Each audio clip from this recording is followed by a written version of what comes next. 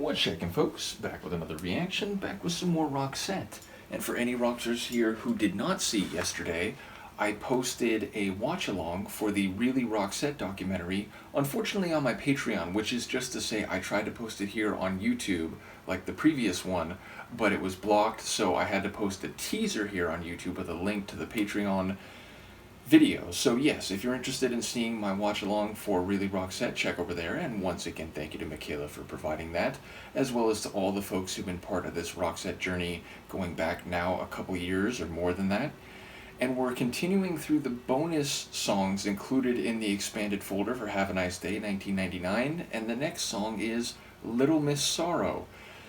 So obviously little may not refer to being diminutive in stature in a physical sense, and miss can be used as a generic honorific or title for someone just to indicate that you're not making any assumptions about their marital status.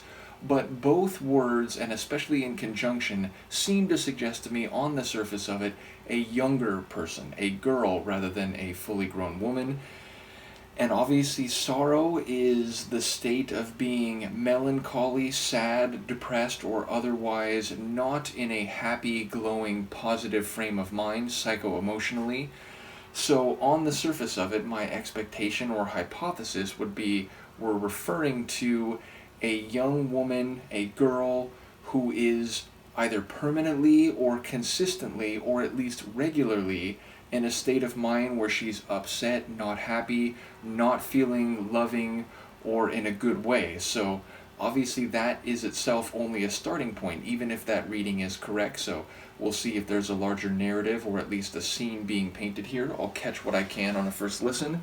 This is Roxette. The song is Little Miss Sorrow, and it's a bonus tune included in an expanded folder for their 1999 album, Have a Nice Day.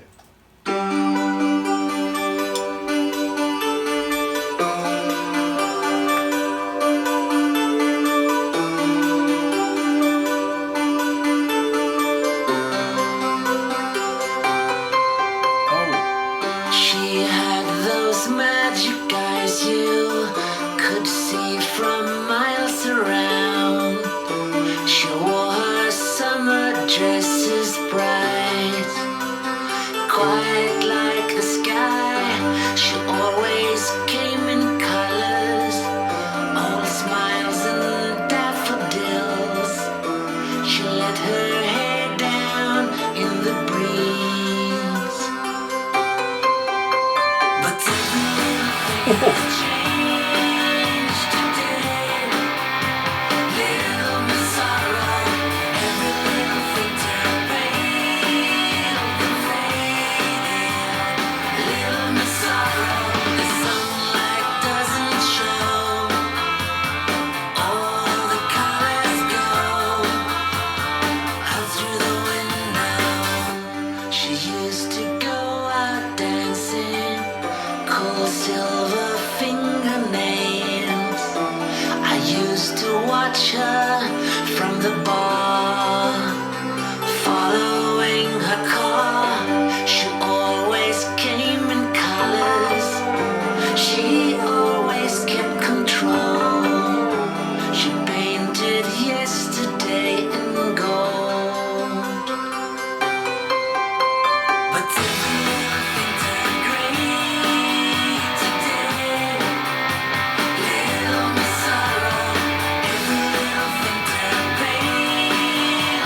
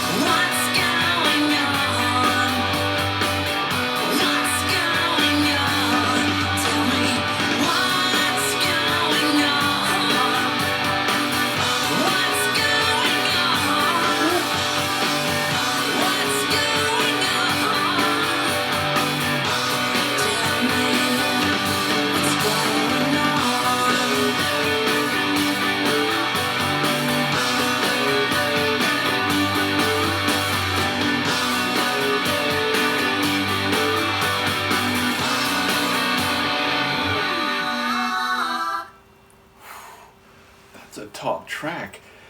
I feel like in one way it's a very wheelhouse Roxette tune. It's got that synth rock power, it's got some different keyboard lines, and more on that in a moment, because I really love the Baroque, almost harpsichord-like keyboard line, quickly followed by a true piano-type flourish. But yes, obviously, or I don't know, obviously, I think we only hear Pear here, so in a way that makes it less typical or wheelhouse Roxette tune. There were a couple moments where I thought maybe I was hearing Marie in the background, just, very subtly under Pear's vocals, but I don't think that's the case. But let's give Pear his flowers. Not only do I think it's a good vocal performance overall, but at the end he really burns it and has some of that fire and power in his exclamations as the track comes to an end. But compositionally, I love it, and very clever to have the shift, which again, as soon as it started and talking about the girl being bright and sunny and smiling with her colorful dresses and so on, it's like, oh wait, so if she is Little Miss Sorrow, and even refers to her as Little Miss Joy, then obviously something happened. There was a change. There was something bad that made her turn to the other side. And sure enough, right when he says everything changed, boom, the sonics change dramatically, and the power, the guitar, that synth rock emphasis and energy interjects into the tune and really takes it to another level. So that's, conceptual songwriting. And I was thinking during the course of the song, and this is not exclusive to Pear, obviously this is the case with Marie too, but people who can be prolific in songwriting in multiple languages, you have to give them credit, because, I'm aware that, like, thinking in a different language and the way that one language can be more, let's say, like, I don't know if empirical is the right word, but like people often talk about how Spanish, a lot of the phrasing, it's more poetic, or there's more metaphor and simile, whereas English is a language that lends itself to more technical and strictly descriptive type of phrasing. That's not to say that you can't be poetic when you speak English, of course you can. But again, my understanding is there's a lot more idiom in a language like Spanish, whereas English, sure, we have idioms, but a lot of what we say is more or less a one-to-one descriptive type of phrasing.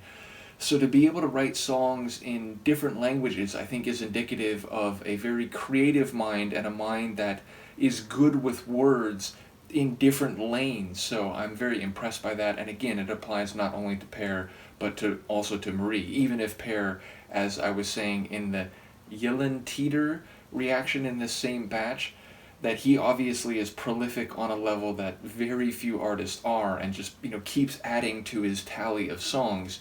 In any case, I really enjoy the songwriting here. We get a lot of different layers and indications of the change, not only talking about so many colors and a rich hue before the change, but then everything turning to gray after the change. But also we get a reference to the way in which, she's no longer smiling, and the dresses don't have the same richness. So there's not only a descriptive change in terms of the color palette, but the visuals that we're getting, the change in her activity. She used to go dancing, but now she doesn't do that anymore. And, her eyes that you can see coming from a mile away. And we then learn that Pear, at least the narrator here, is just a local boy, but that he took a lot of emotional enjoyment out of seeing this bright girl who used to be Little Miss Joy, and now he's pained to see her turn so cold and monochromatic, and to not be the same spark plug of life that she used to be. And so it's like his life has been adversely affected, even though it sounds like there's no direct relationship. It was just more he was watching from afar and took such great enjoyment out of seeing this charismatic girl who now has become a shell, a shadow of her former self.